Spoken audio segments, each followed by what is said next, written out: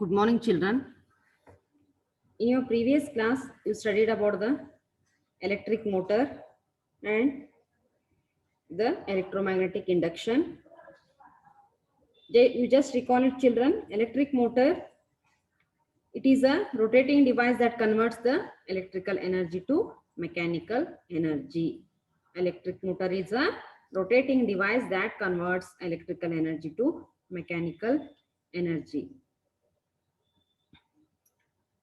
And it is used as an important component in electric fans, refrigerators, mixers, washing machines, computers, MP3 players, and so on.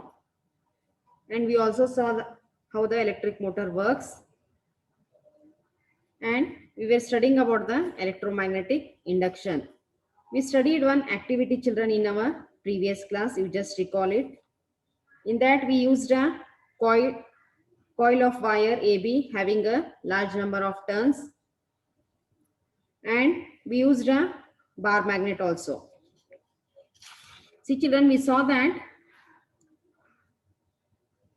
when the magnet is kept stationary at a point near to the coil, keeping its north pole towards the end B of the coil, we see that the galvanometer needle deflects towards the right when the coil is moved towards the north pole of the magnet. Similarly, the needle moves towards the left when the coil is moved away from the magnet. And when the coil is kept stationary with respect to the magnet, the deflection of the galvanometer, it drops to 0.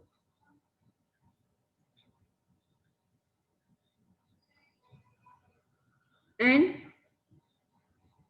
we studied about the galvanometer. It is an instrument that can detect the presence of a current in a coil.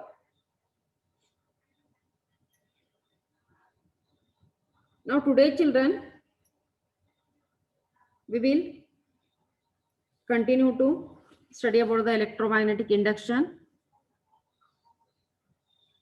Now, let us now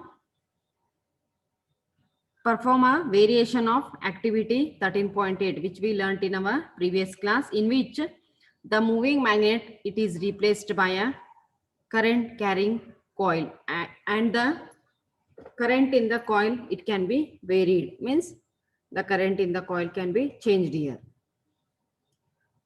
See, children, you have to take two different coils of copper wire having a large number of turns. See here, children, it has been shown in the figure here. Here two coils have been used, coil 1 and coil 2. These are different coils of a copper wire having a large number of turns, say 50 and 100 turns respectively, and insert them over a non-conducting cylindrical rod. See, children, you have to take two different coils of a copper wire having a large number of turns, and you have to insert them over a non-conducting cylindrical rod. Means it should not conduct the electricity, and you have to connect the coil 1 having a large number of turns in series with the battery and a plug key. Also connect the other coil 2 with the galvanometer. It has been shown in the figure here, children. The coil 1, which is having a large number of turns, it is connected with the battery and a plug key in series, and we also connected coil 2 with the galvanometer. Now plug the key, children. You will observe the deflection in the galvanometer. See, children, when you plug the key, there is a deflection in the galvanometer, means the needle is deflected here. You will observe that the needle of the galvanometer instantly jumps to one side and just as quickly returns to 0, indicating that a momentary coil in coil 2. Means, children, here when you plug the key, the needle of the galvanometer is deflected, means the current will be induced here, and instantly it jumps to one side. It indicates that there is a flow of a current, and just as quickly it returns to zero, indicating a momentary current in the coil 2. Now disconnect coil 1 from the battery. You disconnect coil 1, children, from the battery. You will observe that the needle momentarily moves. Here the needle momentarily moves, but in the opposite side of the coil 2 here. And it means that now the current flows in the opposite direction in coil 2. Understood, children? First, here when we plugged the key, there is a deflection in the galvanometer, and again it returns to zero, indicating that there is a momentary current in the coil 2.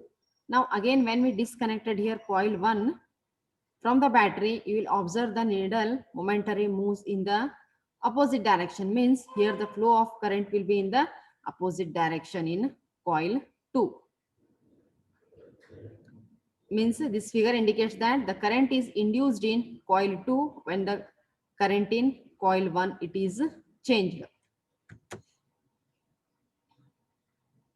In this activity, children, we observed that as soon as the current in coil 1 it reaches either a steady value or zero, the galvanometer in coil 2 shows no deflection. Means, children, here when the current in the coil 1 it reaches either a steady value, means a constant value, or it is a zero, the galvanometer in coil 2 it shows no deflection, means there will be no current. And from these observations, children, we conclude that a potential difference it is induced in coil 2 whenever the electric current through coil 1 is changing, means starting or stopping here. Here we conclude that a potential difference it is induced in coil 2. When it is induced means whenever the electric current through the coil 1 it is changing, means whenever it is the current is starting or stopping. And the coil 1 it is called as the primary coil, and the coil 2 it is called as the secondary coil. And as the current in the first coil changes, the magnetic field associated with also changes. See, children, coil 1 we call it as a primary coil, and coil 2 it is called as a secondary coil. And as the current in the first coil changes, the magnetic field associated with the first coil it also changes. Thus the magnetic field lines around the secondary coil it also change. See, children, thus the magnetic field lines around the secondary coil also change. Hence the change in the magnetic field lines associated with the secondary coil is the cause of the induced electric current in it. See, children, here thus the magnetic field lines around the secondary coil, means in coil 2 it also changes, and hence the change in the magnetic field lines associated with the secondary coil, means it is coil 2 it is the cause of the induced current in it. See, children, the magnetic field lines associated with the secondary coil changes because of the current induced in the coil. And this process by which a changing magnetic field in a conductor induces a current in another conductor, it is called as a electromagnetic induction. See, children, the process by which a changing magnetic field in a conductor it induces a current in another conductor, it is called as a electromagnetic induction. See, children, the process by which a changing magnetic field in a conductor it induces a current in another conductor, it is called as a electromagnetic induction. Electromagnetic induction means the changing magnetic field in a conductor it produces a current in another conductor, it is called as the electromagnetic induction. In practice, we can induce the current in a coil either by moving it in a magnetic field or by changing the magnetic field around it. It is convenient in most situations to move the coil in a magnetic field. So, children, in practice, we can induce the current in a coil either by moving it in a magnetic field or by changing the magnetic field around it. It is convenient in most situations to move the coil in a magnetic field. The induced current is found to be the highest when the direction of motion of the coil is at right angles to the magnetic field. See children, we can produce the current in a coil either by moving the coil in a magnetic field or by changing the magnetic field around the coil. Now, it is convenient in most of the situations to move the coil in a magnetic field. The induced current, it is found to be the highest whenever the direction of the motion of the coil it is at right angles to the magnetic field. In this situation, we can use a simple rule to know the direction of the induced current.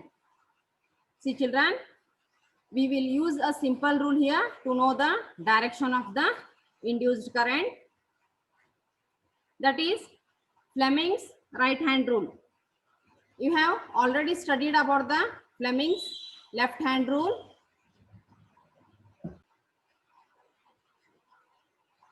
See children, you just recall Fleming's left hand rule. According to Fleming's left hand rule, when you stretch the thumb, forefinger and the middle finger of your left hand such that they are mutually perpendicular. Here, if the first finger points the direction of the magnetic field and the second finger in the direction of the current, then the thumb will point in the direction of the motion or the force acting on the conductor. Means here, in Fleming's left hand rule, the first finger points in the direction of the magnetic field and the second finger, it points, second finger means the forefinger, it points in the direction of the current, and sorry children, here the first finger means it is the forefinger, it points in the direction of the magnetic field, and the second finger in the direction of the current. Second finger means the middle finger, and the thumb will point in the direction of the motion or the force acting on the conductor. Similarly here,